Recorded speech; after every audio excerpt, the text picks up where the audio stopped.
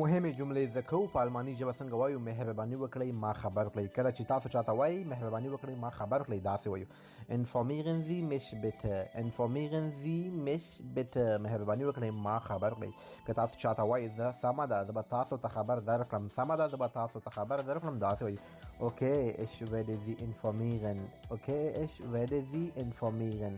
دلته زی استفاده شوه د یو کس لپاره او د مؤدبانه یعنی ریسپیکټ په شکل باندې.